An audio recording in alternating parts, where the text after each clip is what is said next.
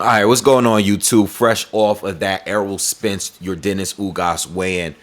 I have to do a quick video because I got to get out of here, but I wanted to give you my last thoughts on the fight before the fight. I was just kind of waiting for this weigh-in to end because it was taking so long to get to the point. But a few key things. I should be here to cover the fight tomorrow night, the whole card.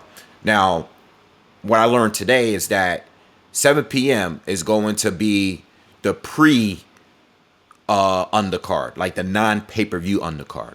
All right, so the pay-per-view actually starts at 9 p.m. Eastern.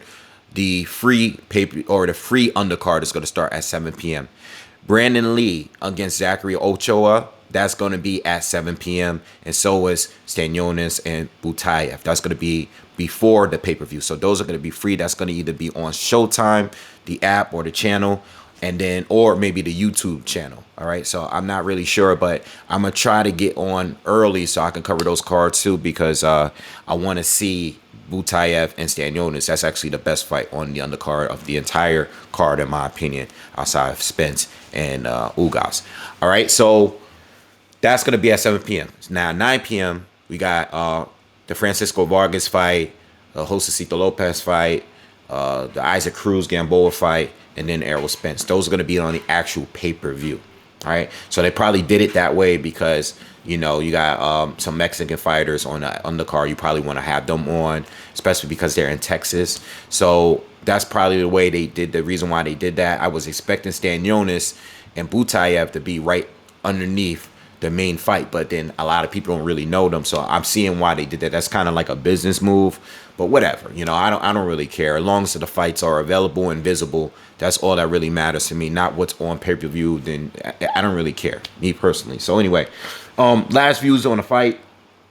The weigh-in, both fighters look great. I think everybody made weight except Isaac Cruz. He was about a pound and a half over. He was 136 and a half at the 135 weight limit. Gamboa actually made weight. He made it at 134. But Isaac Cruz actually was a little overweight, and he actually looked a little overweight at that weigh-in. So I don't know what that's going to mean. I mean, I'm not expecting much. I'm expecting Isaac Cruz to win because Gamboa is far past it. But you just never know, But I'm expecting Isaac Cruz to get that win. So Spence looked great. We already saw what he's been, he's been fit way before this fight, or way before this weigh-in at least. So I'm sure he didn't really have much of a problem in making weight because he's been fit. He's been training for months. All right. And then Ugas looked great as well. He always looked great at the weigh-ins. He always stays in shape as well. And he's both of these guys are professionals. You know what I'm saying? So both look good at the weigh-in. I turned it off right after they had their weights and the face-off. Turned it right off. I had no time to listen to any more interviews. But I was able to watch the press conference. I was able to watch the All Access episodes, the 2 episodes that's on Showtime, which are basically documentaries on both of the fighters. And I thought those were done really, really well. For both fighters, I knew a lot about Spence like way before all of this documentary. A lot of things that they showed on there, I kind of already knew about him, but it was really interesting to like look at and listen to Ugas's story. I know he was a Cuban fighter. I figured, he probably had to escape to get here like most of them do.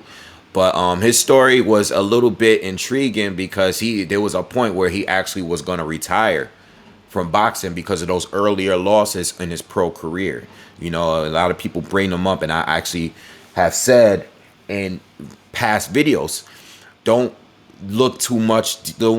dig too deep into those losses, because if you look at those losses he had earlier in his career are against people that are not better than the people that he's beaten later in his career, and plus that they were in a lower division, so they were basically showing his first loss, how he pretty much got robbed.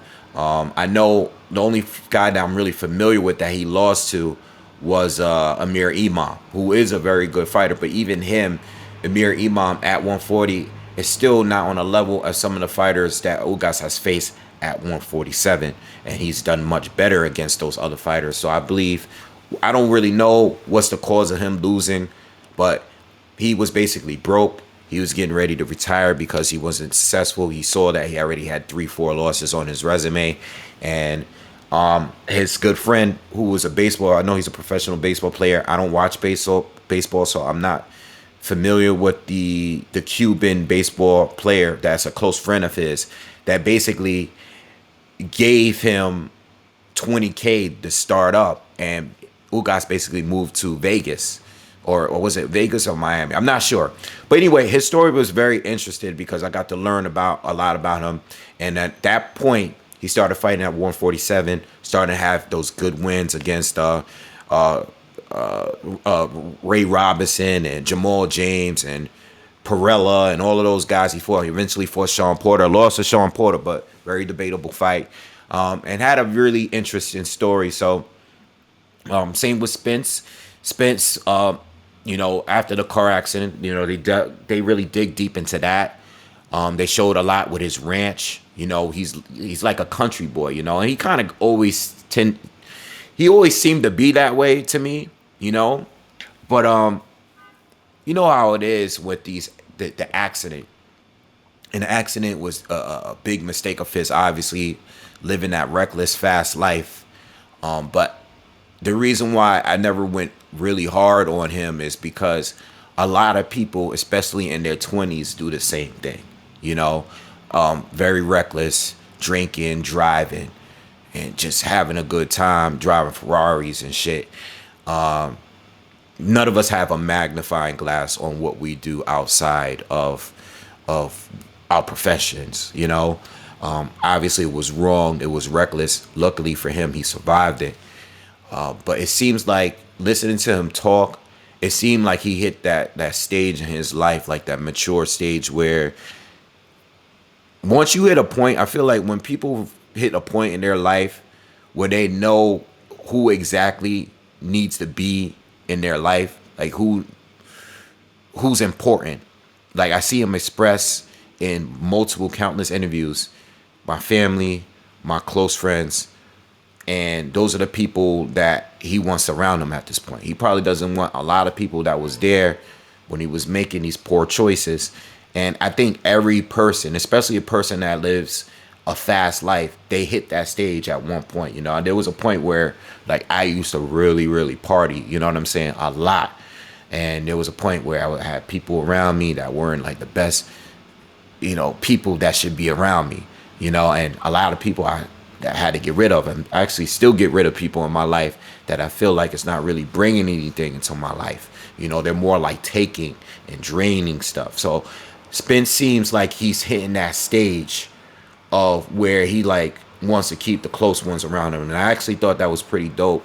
How, like, I know he has a lot of interviews out there. I didn't even get to watch them all. But the few that I did watch and what I seen at the press conference, I think he, mentally he's strong.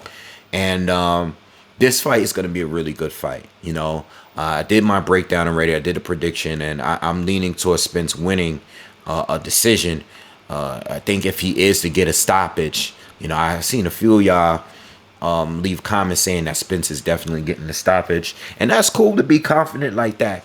I'm thinking it's going to go to a decision.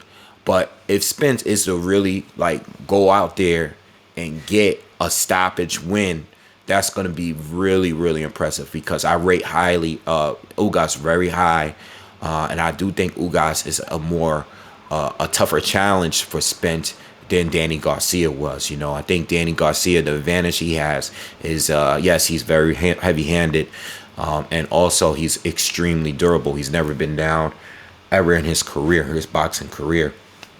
He's never even been close to getting knocked down.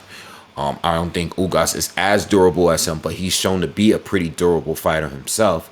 But I'm leaning towards Spence mainly because of the punch output, the work rate of Spence, and his youth advantage and stuff like that. But I do think Ugas do have a chance, especially because of his counter punching ability. And he's such a well-rounded, well-balanced fighter who's good at fighting southpaws. As a welterweight, he hasn't lost to the southpaws he's faced. And I think his counters is going to be a problem. If he's able to slow down the pace of Spence, the work rate with those counters, I think he has a good chance of pulling off the upset. But I got Spence winning. I think Ugas is gonna. The one key thing with Ugas is he's gonna have to try to counter Spence's jab a lot. He's gonna have to match Spence's work rate, not just counter and land the cleaner shots, but you gotta have to like try to get close to the punch output that Spence is gonna bring to you. You know what I'm saying? At least be close to that to make it a real fight. But it should be a good fight. Another key thing that I forgot to bring up is when I was talking about Manny Pacquiao, Ugas, we got to remember, Ugas was preparing to be a replacement if someone had pulled out of the fight. Not knowing who's going to pull out. Yes, they're both southpaws, but Manny Pacquiao, Errol Spence, two totally different fighters. That's like literally the only thing that they had in common were that they were southpaws. Ugas was prepping to be a replacement fighter in that fight. He didn't go into a full camp just getting prepared for that specific opponent. So when we judge Ugas based on how he looked against Manny Pacquiao, we got to also remember he wasn't in a full camp prepping for Manny Pacquiao or prepping for Spence specifically. He was prepping to be fit enough and ready to go if there was a phone call made. And I believe Spence had to back out of the fight maybe 2 weeks before the fight. So I think him having a full camp, being ready, getting able to prepare for Spence, solely on Spence, I think he probably is a chance that he may be even better in this fight than he was in the Manny Pacquiao fight. There's no way to really prove that. I just want to throw that out there because I know I wasn't thinking about that. I totally forgot about that when I did my breakdown video to bring up that point. All right. Eye injury. Spence seems to be fine based on what he's saying. He's basically, fought and trained and sparred, and he's basically put that eye to the test, according to him. The eye shouldn't be issued. I'm sure the doctor or the experts are the ones that gave him the okay, gave him the pass to go into the ring and have this fight. And I'm pretty sure it's going to be safe for him. Excuse the background. But you never know. And I really hope the eye injury isn't a thing in this fight because it can actually blind Spence if it were. But you never know. I didn't bring it up in the breakdown as well because I don't think it will be a factor, but you just never know. If you have to get hit with the eye continuously, or let's say you get accidentally poked, which is very possible. Not a common thing in boxing, not like the MMA. The MMA, you got your fingers, so it's easy to get poked in the MMA world, but in the boxing world, you can still get thumbed and get poked in the eye at times, and you never know what that can do. So hopefully for Spence's sake, his eye is okay, whether he wins or loses, hopefully his eye is good. So anyway, I think I covered all areas. I don't think there's anything left to really say about this. I got Spence by decision. People bring up him fighting Texas, potential robbery.